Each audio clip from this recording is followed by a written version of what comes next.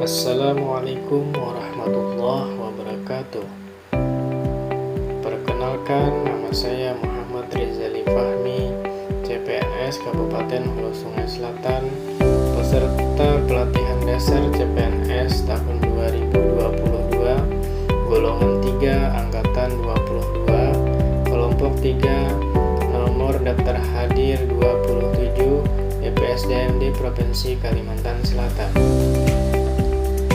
Pada kali ini, saya akan membahas tentang analisis isu efektivitas kinerja individu berdasarkan topoksi, di mana saat ini saya bekerja di Rumah Sakit Umum Daerah Brigjen Haji Hasan Basri Kandangan, di mana dengan tutor Bapak Dr. Zainal Fanani, Magister Idosi.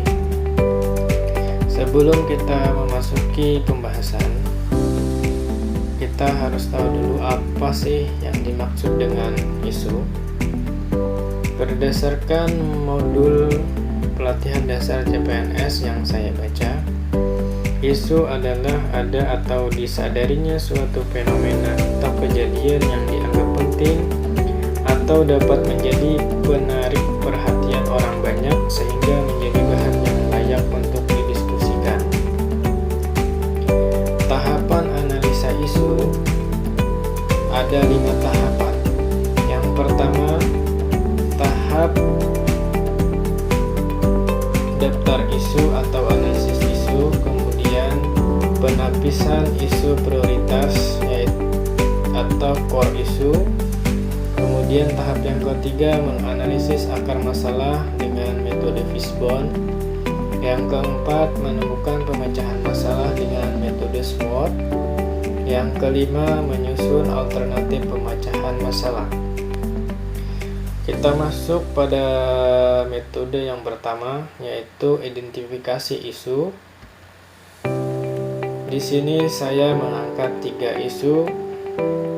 Yang pertama, belum optimalnya edukasi dan cara penggunaan insulin pada pasien diabetes mellitus di ruang bangsal rawat inap penyakit dalam.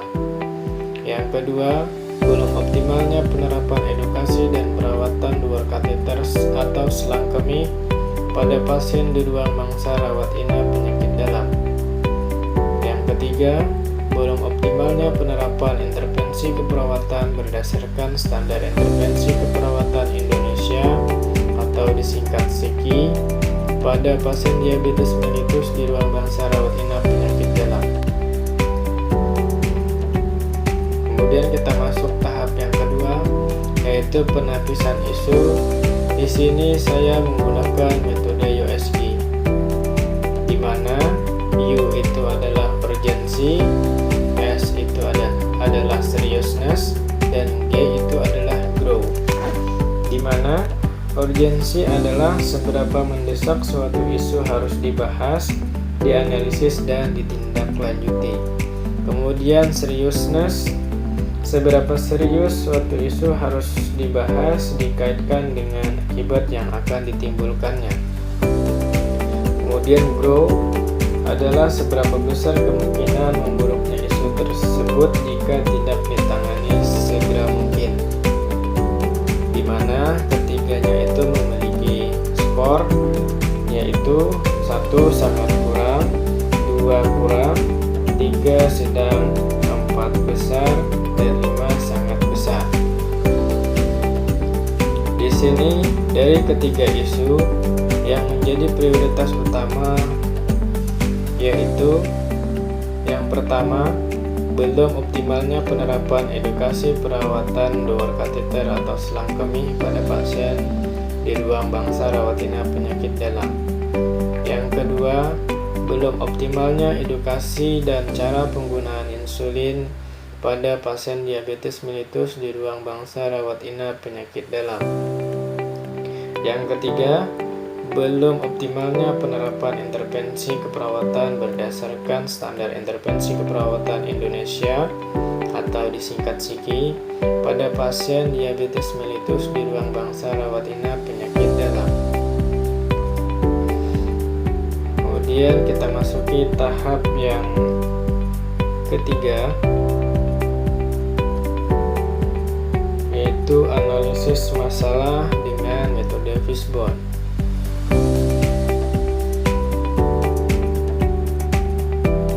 Pada analisis akar masalah menggunakan metode Fishbone yang saya ambil, ada 4 kategori yang menyebabkan masalah isu prioritas muncul. Yang pertama, pada manusia. Yang pertama, kurangnya rasa empati petugas dan keluarga terhadap pasien. Kemudian yang kedua, kurangnya pengetahuan keluarga tentang cara perawatan selang kateter secara mandiri. Kemudian pada manajemen, kurangnya pengawasan dari pejabat yang berwenang. Kemudian pada metode, kurangnya edukasi dan demonstrasi tentang cara perawatan selang kemih. Kemudian pada prosedur, kurangnya inisiatif petugas untuk membaca ulang terkait standar operasional prosedur tindakan, beban kerja petugas yang tinggi. Sehingga saya menyimpulkan bahwa isu yang masalah utama yaitu belum optimalnya penerapan edukasi perawatan luar kateter atau selang kemih pada pasien di ruang bangsa rawat inap penyakit dalam. Kemudian kita masuk pada tahap keempat, yaitu pemecahan masalah menggunakan metode SWOT, di mana S itu strength, W itu weakness, O itu opportunity, dan T itu threat, di mana strength itu adalah kekuatan, yaitu yang pertama ketersediaan peralatan yang cukup, kemudian tersedianya tenaga yang kompeten. Kemudian pada weakness, kurangnya rasa empati petugas dan keluarga terhadap pasien. Yang kedua, kurangnya inisiatif petugas untuk membaca ulang terkait standar operasional prosedur tindakan. Kemudian pada opportunity, yaitu risiko pasien terinfeksi ISK rendah. Kemudian pada threat atau ancaman, pasien terkena infeksi nosokomial, yaitu infeksi saluran kencing. Kemudian lack of stay lama atau perawatan lama.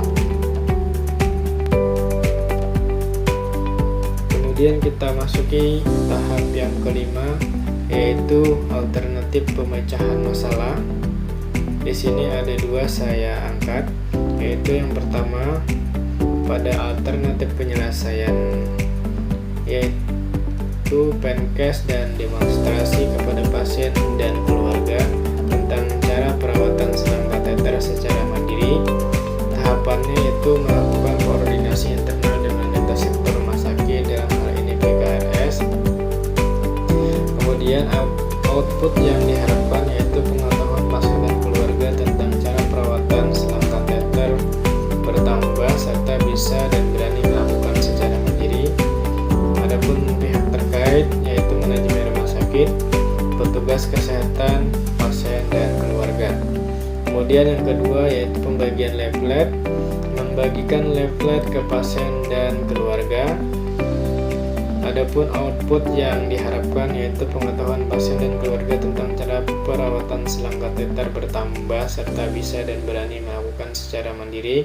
Adapun pihak yang terkait yaitu manajemen rumah sakit, petugas kesehatan, pasien dan keluarga. Demikian, terima kasih. Wassalamualaikum